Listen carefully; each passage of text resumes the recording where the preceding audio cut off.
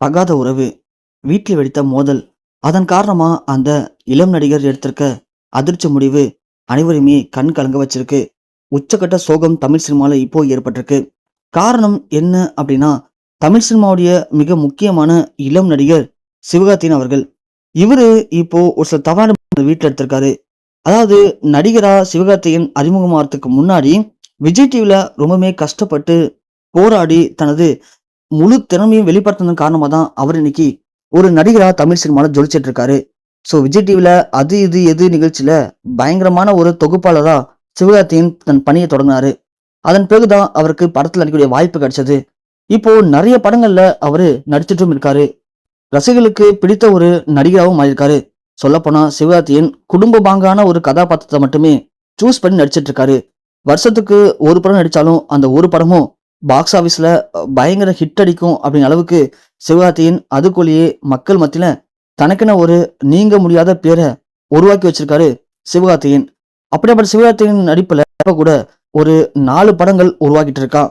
சிவகார்த்திகேயன் தமிழ் சினிமால ஒரு மறுக்க முடியாத ஹீரோவா தன்னை நிலைநிறுத்திட்டாரு. இவரு தன்னுடைய சொந்தக்கார பொண்ணு ஒருத்தவங்கள சின்ன வயசுல இருந்து காதலிச்சு திருமணமும் பண்ணிக்கிட்டாரு.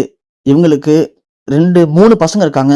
இப்படி தனது அழகான குடும்பம், தனது கெரியர்னு போயிட்டு இருந்த சிவகார்த்திகேயனுக்கு 2 வருடத்துக்கு முன்னாடி இசையமைப்பாளர் இமானுடைய மனைவிக்கும் இவருக்கும் நெருக்கம் ஏற்பட்டிருக்கு அப்படின்னு இமான் அவர்கள் தனது மனைவிய விவாகரத்து பண்ணிட்டாரு. விவாகரத்து பண்ணி கொஞ்ச நாள் வரைக்கும் இமான் அதை பத்தி எதுவும் பேசல. ஆனா சிவகார்த்திகேயனோட பேசுறத அவாய்ட் பண்ண ஆரம்பிச்சாரு. சிவகார்த்திகேயன் படத்துக்கு இசையமைக்கிறத அவாய்ட் பண்ணாரு.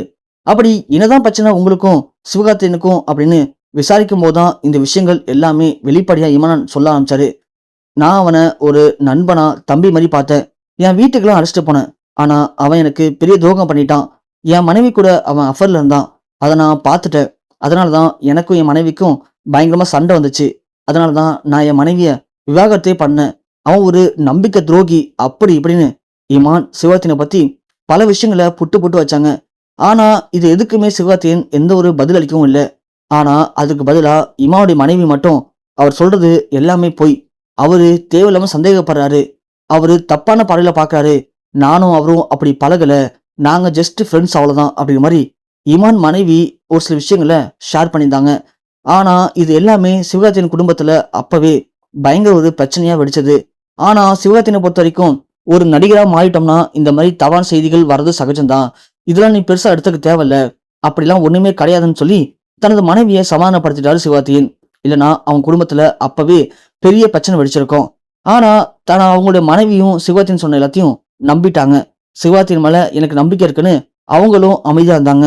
இப்படி எந்த பிரச்சனையும் இல்லாம போயிட்டு இருந்த இவங்களுடைய வாழ்க்கையில திரும்பவும் சிவகார்த்திகேயனும் இமான் மனைவியும் ஒன்னா எங்கேயோ நெருக்கமா இருக்கிற மாதிரி சில புகைப்படங்கள் ரீசெண்டா இப்போ வெளியாயிருக்கு. இந்த புகைப்படத்தை சிவகார்த்திகேயன் மனைவி பார்த்திருக்காங்க. பார்த்தோன்னே பயங்கரமா அதிர்ச்சி அடைஞ்சிருக்காங்க. இது பற்றி சிவகார்த்திகேயன் கேட்டு சண்டையும் போட்டிருக்காங்க. அதுல சிவகார்த்திகேயன் முதல்ல மறுத்திருக்காரு. அதன் பிறகு அந்த போட்டோவை அவங்க மனைவி காட்டினோடனே சிவகார்த்திகேயனால எதுவும் பதில் பேசவே முடியல.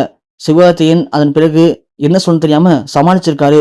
லாஸ்டா சிவகார்த்திகேயன் மனைவி ரொம்ப தெளிவா சொல்லிட்டாங்களாம், உங்களுக்கு பிடிக்கலன்னா நான் போயிட்டே இருக்கேன். அதுக்காக இந்த மாதிரி தப்பான விஷயத்த பண்ணி தன் பசங்களோட எதிர்காலத்தை கெடுத்துடாதீங்க அப்படிங்கிற மாதிரி அவங்க பேசின சில வார்த்தைகள் சிவகார்த்திகேயன் மனசை ரொம்பவுமே காயப்படுத்தியிருக்கு. அவரு உண்மையாலுமே அப்படி எந்த தப்புமே பண்ணவே இல்லைன்னு எவ்வளவு சொல்லியுமே அவங்க மனைவி நம்பல. சோ தன் மனைவி தன்னை நம்பல, தன்னை ஒரு மாதிரி தப்பா பாக்குறா அப்படிங்கிற விரக்தியில மன உளைச்சல்ல என்ன படம் தெரியாம அவரு தனது வீட்டிலேயே ஒரு சில தவறான முடிவுகளை எடுத்திருக்காரு. இது தமிழ் சினிமால இப்போ உச்சக்கட்ட அதிர்ச்சியும் பரபரப்பையும் ஏற்படுத்தியிருக்கு.